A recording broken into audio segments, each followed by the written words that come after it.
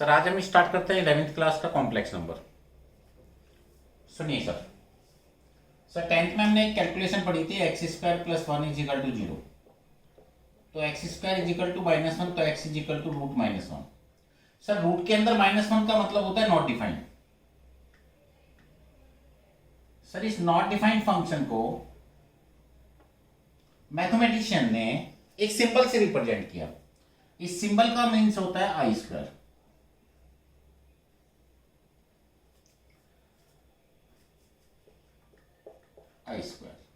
आई square का root I. इसका मतलब जिस नंबर के साथ आई होगा वो पार्ट इमेजिनरी पार्ट होगा, क्योंकि सर रूट के अंदर -1 का मतलब होता है नॉट डिफाइंड, और जो चीज नॉट डिफाइंड होती है इसका मतलब वो पार्ट कैसा होता है, इमेजिनरी पार्ट होता है सर। इसका मतलब जिस नंबर के साथ आई होगा वो पार्ट हमेशा इमेजिनरी पार्ट होगा। एक बात और भी समझना, समझिए आई स्क्वायर की वैल्यू -1। चलिए सर आई की पावर 4 की वैल्यू निकालते हैं, आई square into I square.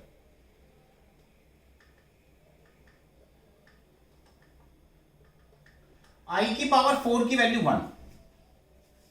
Sir I की पावर 8 की वैल्यू निकालते हैं, आई की पावर 4 इंटू आई की पावर 4, 1 इंटू 1, आई की पावर 8 की वैल्यू 1। इसका मतलब मुझे एक चीज समझ में आ गई सर, जो भी पावर 4 की मल्टीपल होगी उसका रिजल्ट हमेशा 1 होगा। चलिए सर, इसका मतलब आई की पावर 100 की वैल्यू भी 1।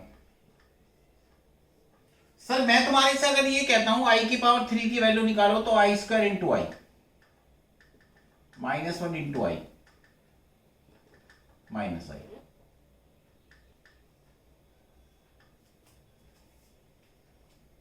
सर एक चीज हमें समझ में आ गई सर, आई स्क्वायर की वैल्यू -1, आई की पावर 4, आई की पावर 3 की वैल्यू -i, और आई की पावर 4 की वैल्यू 1। और जो भी पावर 4 की मल्टीपल होगी वो उसका रिजल्ट हमेशा 1 होगा।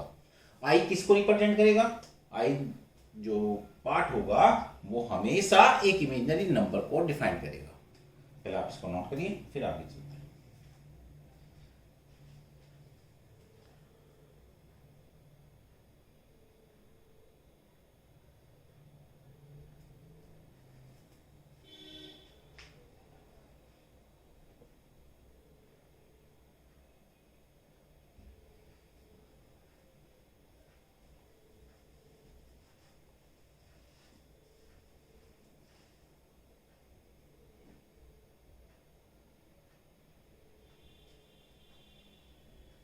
अब सर एक बात और सुनिए,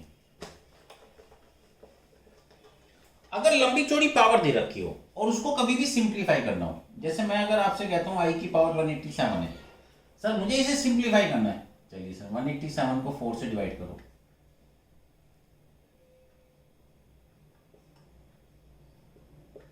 रिमाइंडर बचा 3। सर जितने टाइम तक डिवाइड हो गया उतने तक की वैल्यू तो 1 हो गई। इसका मतलब जो भी पावर बचती है, जो भी रिमाइंडर बचता है, उसको आई की पावर में लिख दो। आई की पावर 3 की वैल्यू -i। सर जितने टाइम तक डिवाइड हो गया उतने तक 1। इसका मतलब जो आंसर चलेगा वो रिमाइंडर के ऊपर चलेगा। सर मैं तुम्हारे से अगर ये कहता हूं क्वेश्चन इस तरह से गिवन हो, आई की पावर 10, आई की पावर 20, आई की पावर 30, आई की पावर 40 का रिजल्ट बताओ क्या होगा। सर आई की पावर 10 को 4 से डिवाइड करा, रिमाइंडर में 2 बचा, क्या लिख दूं सर मैं इसको, आई का स्क्वायर, ये पूरा डिवाइड, इसमें भी रिमाइंडर में 2 बचेगा, 28 तक 1। चलिए सर आई स्क्वायर की वैल्यू -1, आई स्क्वायर की वैल्यू -1 जी। सर मैं तुम्हारे से एक बात और भी कह सकता हूं, अगर सपोज करो क्वेश्चन इस तरह से गिवन है, आई की पावर 83, आई की पावर 147, आई की पावर 124 और आई की पावर 120, और वो आपसे कहते हैं इसको सिंप्लीफाई करिए। चलिए सर 83 को 4 से डिवाइड करते हैं,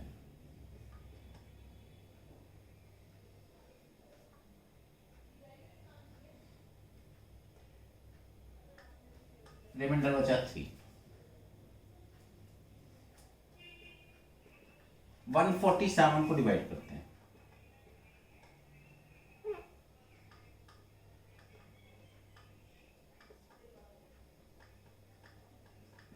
रिमाइंडर बचा 3। सर 124 तो 4 का मल्टीपल है, इसकी वैल्यू तो 1 होगी, ये भी 4 का मल्टीपल है, इसकी वैल्यू भी 1 होगी। 1 + 1 2, answer 2 - 2i, not good.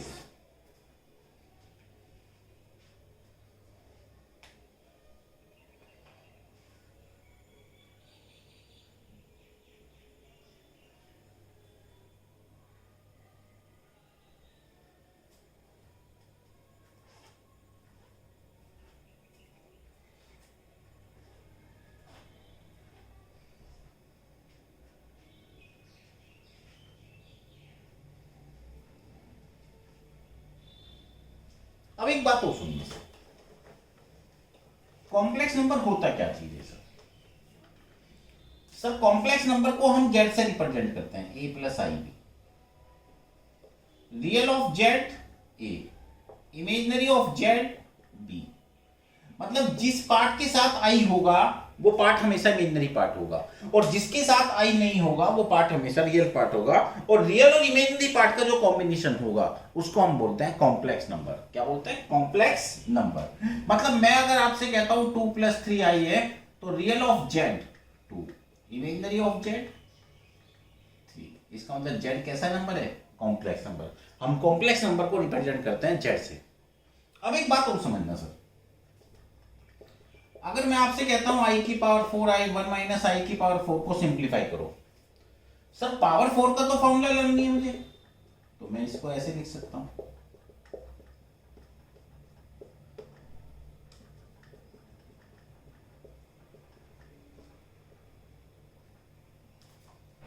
a² + b² + 2ab।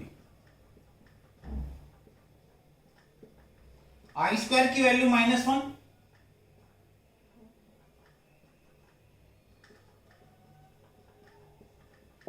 i² की वैल्यू -1,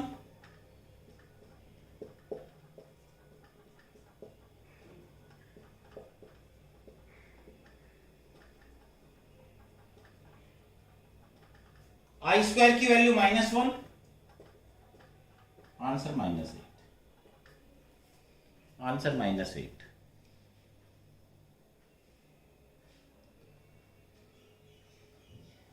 -4 - 4, इसका मीन्स -8। समझ में तो आ गया होगा सर किस तरह से सिंप्लीफाई करते हैं, आप इसको नोट करिए।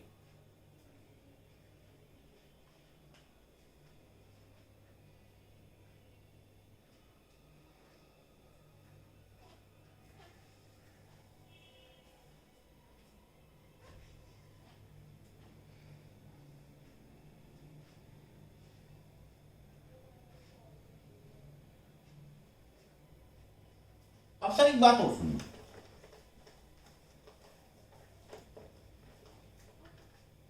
सर इस फॉर्म को बोलते हैं a + ib फॉर्म।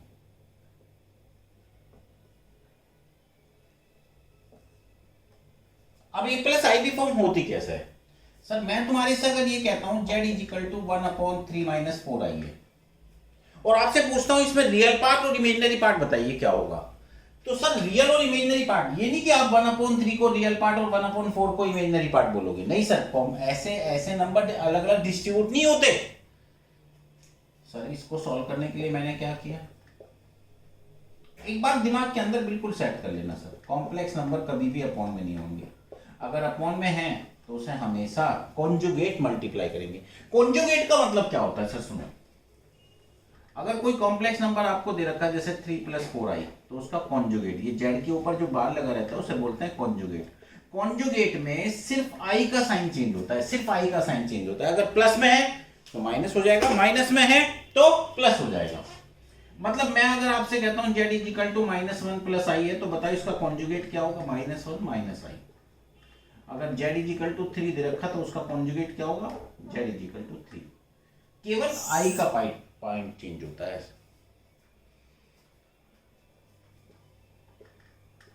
3 + 4i, ये प्लस ये माइनस, 3 + 4i,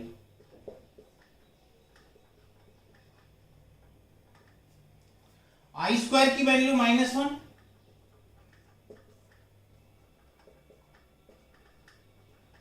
3 + 4i। इसका मतलब जेड क्या होगा?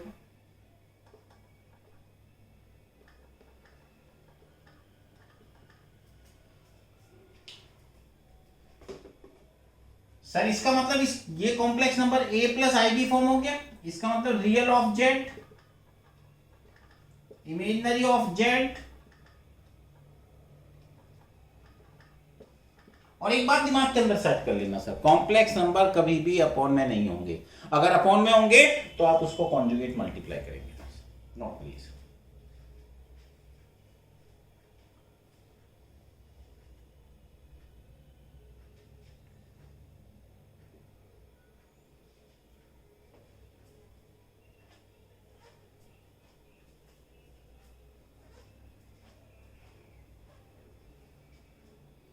चलिए सर,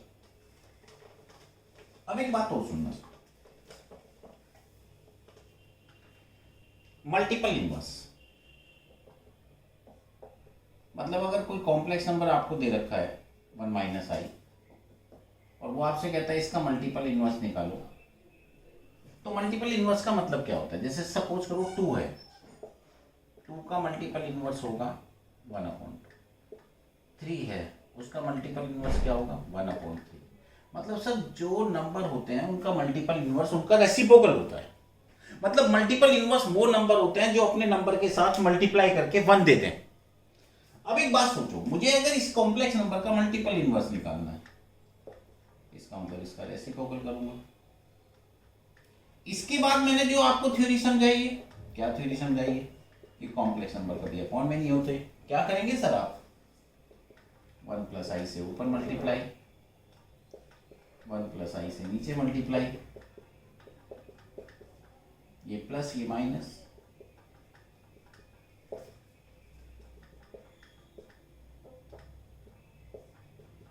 i² की वैल्यू -1, ये इसका क्या हो गया? मल्टीपल। तो ध्यान रखना सर, मल्टीपल इनवर्स में जो भी कॉम्प्लेक्स नंबर आपको दे रखा होगा उसको रेसिप्रोकल कर देना, और फिर मैंने आपको जो थ्योरी समझाई है कि कॉम्प्लेक्स नंबर कभी भी अपॉन में नहीं होते, तो फिर क्या करोगे आप? उसको कॉन्जुगेट मल्टीप्लाई कर देना, नोट प्लीज। जैसे सपोज करो मैं अगर आपसे क्वेश्चन कहता हूं z = -i है, इसका मल्टीपल इनवर्स निकालिए, तो कैसे निकालेंगे मल्टीपल इनवर्स? सर मैंने अभी आपको बताया कॉम्प्लेक्स नंबर तो कभी अपॉन में नहीं होते। इसका कॉन्जुगेट क्या होगा? प्लस का ही, i² की वैल्यू -1,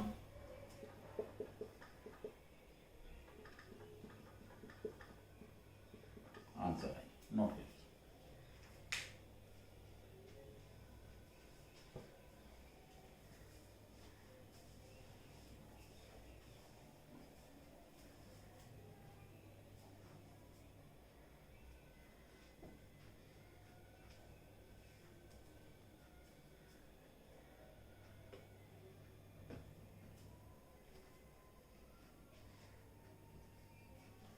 अब एक बात सुनिए सर,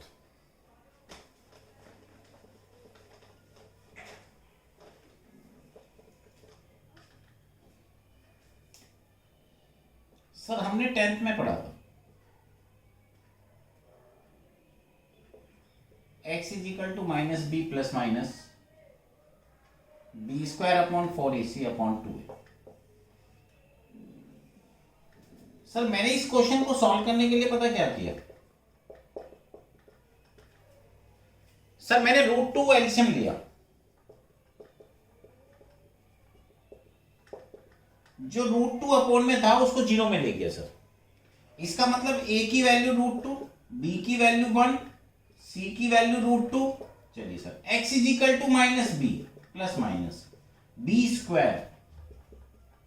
-4ac/2a। इसका मीन्स हो गया x = -1 ± 1 - 2। सर इसका मीन्स हो गया x = -1 ± -7/2√2। सर रूट के अंदर माइनस क्या बताया था? आई स्क्वायर लिख देते हैं। क्या होगा सर इसका रूट आई,